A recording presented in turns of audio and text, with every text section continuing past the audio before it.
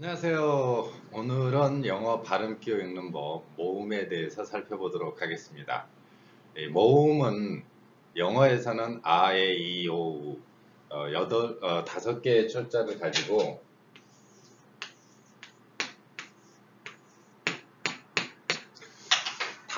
철자를 가지고 사용을 하고 있는데요.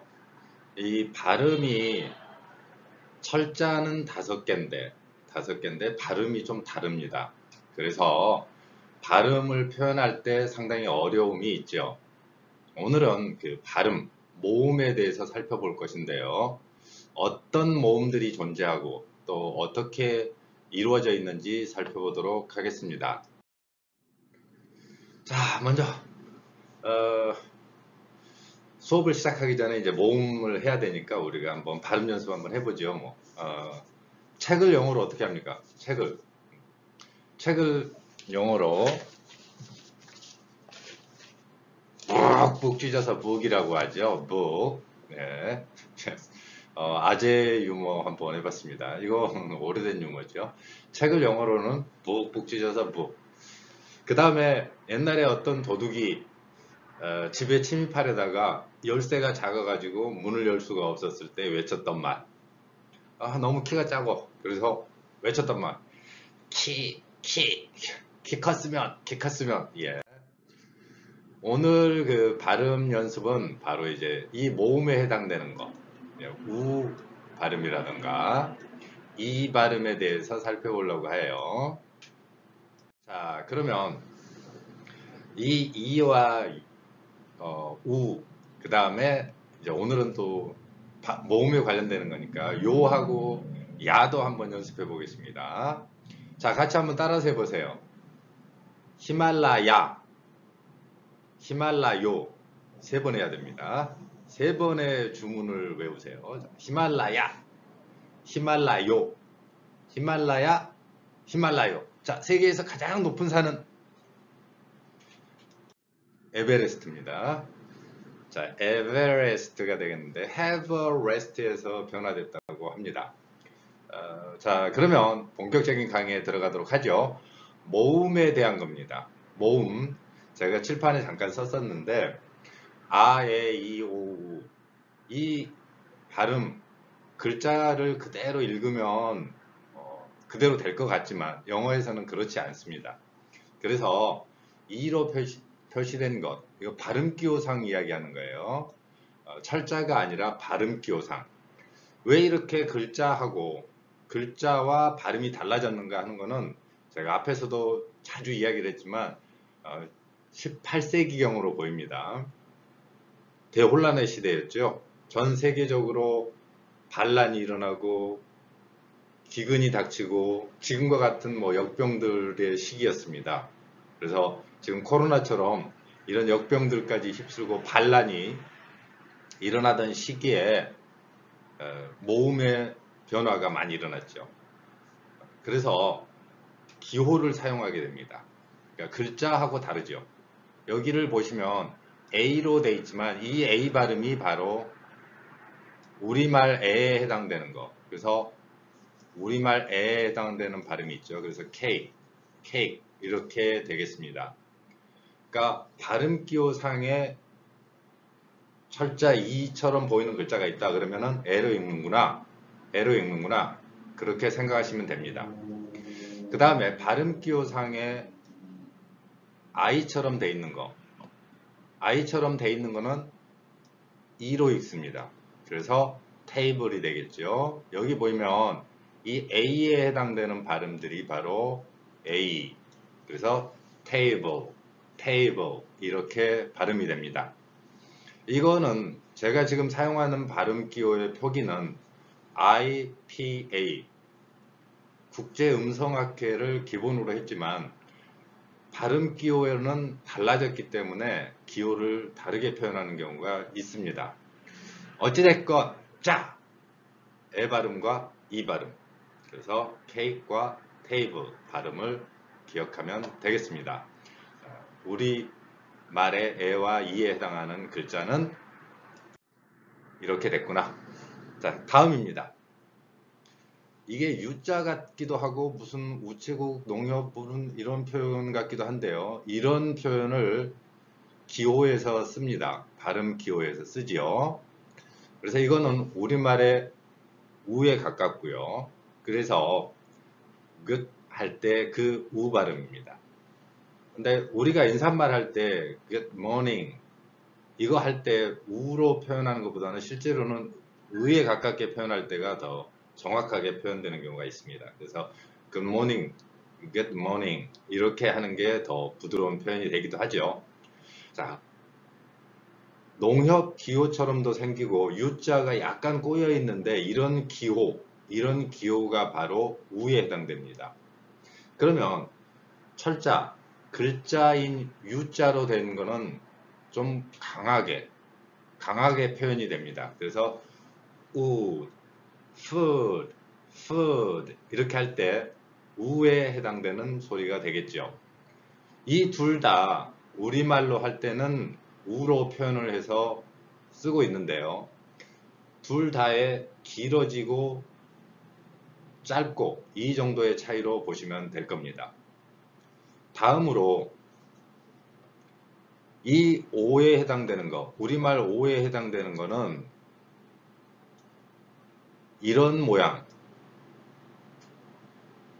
이런 모양도 있고 그대로 오에 해당되는 거가 있는 것을 볼 수 있을 것입니다.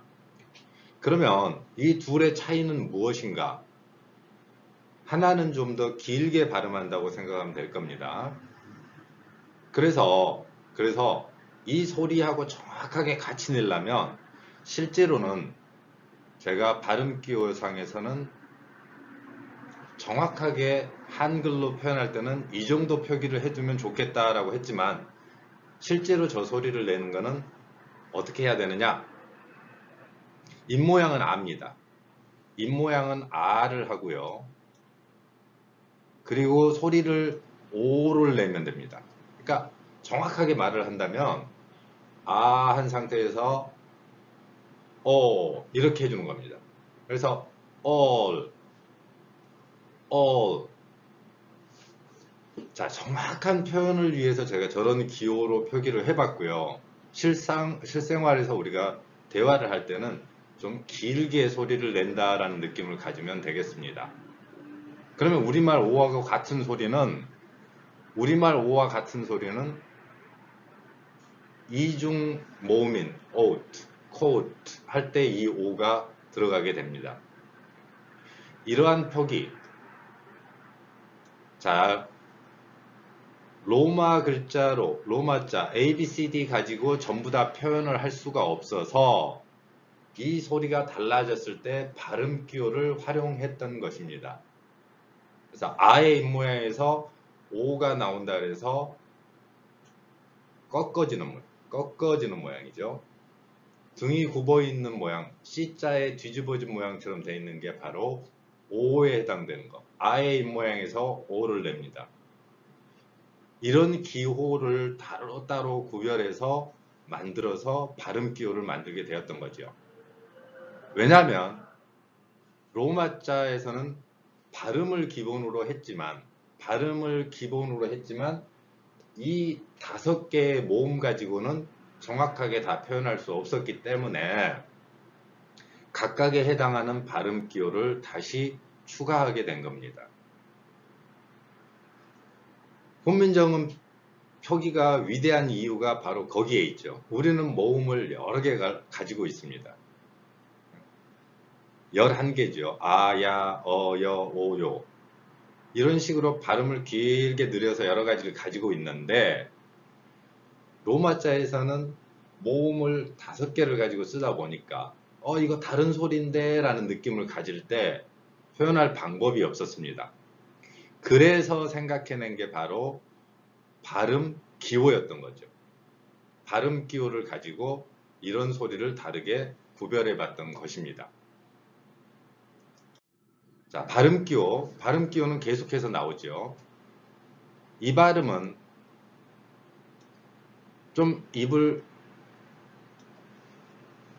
크게 벌리는 거죠. 그래서 bad. 다음에 이와 유사한 모양. 그러니까 A자 뒤집은 것처럼 돼 있고 E자를 거기다 붙여 쓴 것 같은 발음 기호. 이런 표현을 이렇게 표현하고 우리말 에에 가깝습니다. 에. 입모양을 모음을 할 때는 벌어지는 정도, 입모양을 어느 정도 위치로 벌릴 것인가 하는 거. 이 모음이라는 것의 개념은 우리가 소리를 내는 위치, 조음기관이라고 하는데 이 소리를 내는 기관에서 마찰이 일어나면은 자음, 마찰이 일어나지 않으면 모음이 됩니다. 그러니까 아 하는데 여기에 건들리는 거 하나도 없이 간다라는 거예요. 이건 모음에 해당되는 겁니다. 자, 그 다음에 3자를 뒤집어 놓은 듯한 이 모양. 이 모양은 우리말에 이 표기로 하면 좋겠다라고 생각을 하지만 실제로 이걸 구별해서 소리내는 경우가 많지가 않죠. 어찌됐건 이 발음을 읽을 때는 bear, 고음이라는 단어에서처럼 이렇게 표현합니다. 그래서 우리말의 모음의 차이까지 정확하게 감지를 하고 소리를 내는 거, 이게 만만치 않죠. 이 소리를 구별해서 표기를 한다는 거, 구별해낼 수 있는 것은 바로 발음기호로서 이렇게 표현을 했지만 이 발음기호를 또 여러분들이 다 익혀서 그 소리를 내는 게 만만치 않다라는 겁니다. 그래서 제가 훈민정음을 활용해서 우리의 글자 표기를 가지고 발음기호를 대체해보자 라는 이야기를 하고 있는 것입니다. 그러니까 로마자의 한계가 뭐냐면 이 글자가 5개라는 거죠. 모음의 글자가. 그래서 어쩔 수 없이 이런 기호를 써야 됩니다. 그러면 이 기호를 어떻게 읽는지 언어를 배우는 게 아니라 발음 기호도 익혀야 되고 하는 과정을 거치게 된다는 거죠. 또 밑에서 보겠습니다. 이 표기는 우리말 어보다는 좀 강합니다. 그래서 제가 강하다는 표시로 정확하게 표현을 하자면 이렇게 강세 표시를 위에 해두는 글자를 사용하는 게 어떨까 라는 주장을 하고 있습니다만은 실생활에서는 좀 강하게 표현한다, 어를 강하게 표현하는 기호구나 라고 인식하고 보면 됩니다. 그래서 bus 밑에 있는 글자하고 비교해서 한번 보죠. 같은 어로 표기되는 모양이지만 about 다르죠. about 이러지는 않는다는 얘기. bus 여기에서 어와 아래의 어는 다른 표기로 인식이 된다라는 거죠. 물론 우리말에서는 이러한 차이를 구별해서 인식하는 표현이 없기 때문에 모음은 당연히 어렵죠. 자, 그래서 이 표기는 좀 약하고 짧은 발음이다 이렇게 인식을 하면 될 것입니다. 그러면 여러분들은 이거를 한 번씩은 써봐야 됩니다.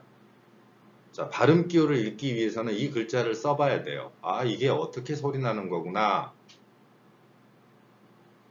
제가 만든 표기가 널리 사용돼 가지고 한다면 저걸 익히지 않아도 되겠지만 현재 많은 사전이나 영어 교과서에서는 저런 표현들을 쓰고 있기 때문에 여러분들이 영어를 익히고자 한다면 저런 발음 기호들을 익혀야 됩니다. 그래서 한 번씩 써보세요. 이렇게. 네. 또 이렇게 표시해보고 3자 뒤집어서 그 다음에 이거는 떡새 모양이죠. 자, 이렇게 돼 있는 글자들을 여러분들이 익히고 나서 사전이라든가 발음에서의 차이점을 구별하려고 노력하면 됩니다. 발음 기호와 발음 기호와 글자가 달라지게 된 근본적인 원인, 그것에 대해서는 아직 학계에서도 정확하게 어떤 이유에 의해서 그랬다라는 것은 없습니다. 다만 시기적으로는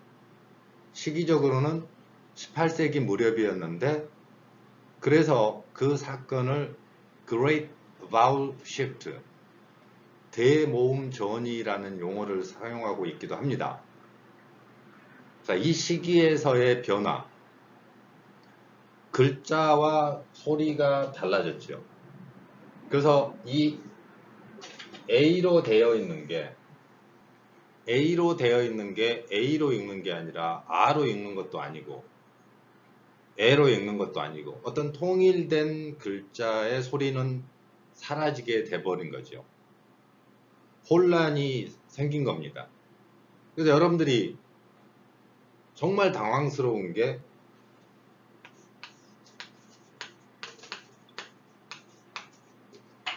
만약에 그 영어 이름 중에 잭슨이라고 있다고 하면 그 글자를 보면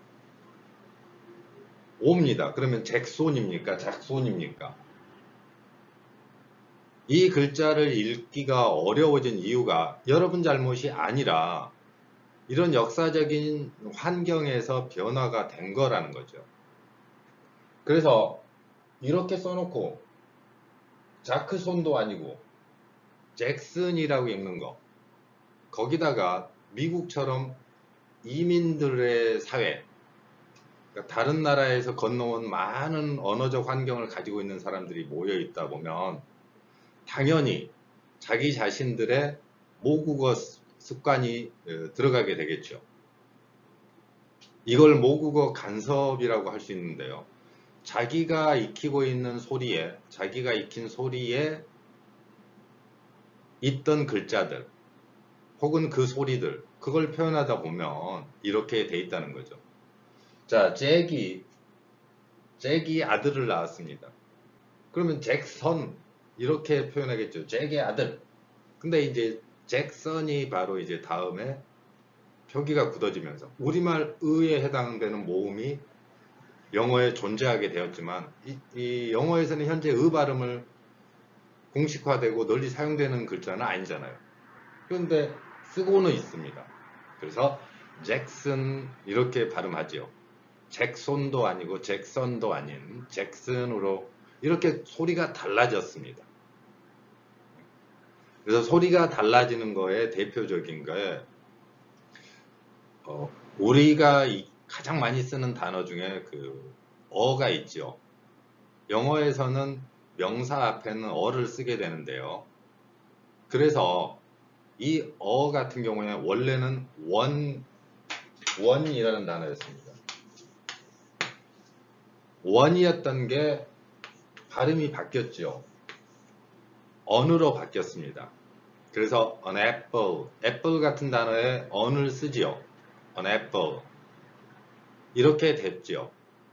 그런데 이거가 또 자음하고 겹치되니까 발음이 어려워집니다.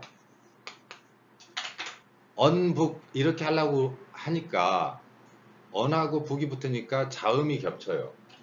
그래서 자음이 겹치다 보니까 불편해져서 뭐 이렇게 된 겁니다.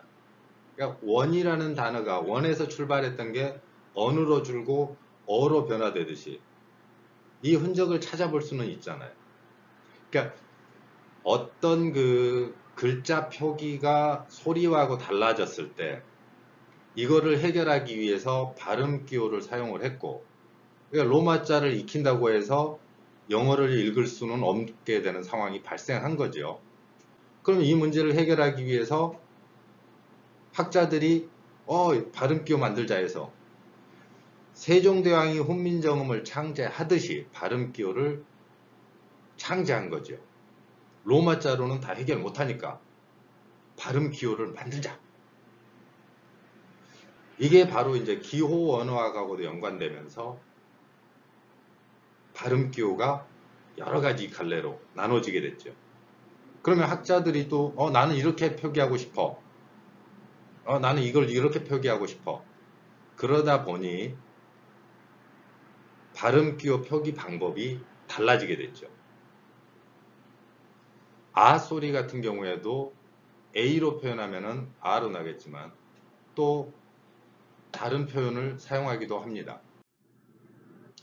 자, 지금 여기에서 지금 발음 기호 모음 중에서 생략된 게 두 가지 정도가 있는데요.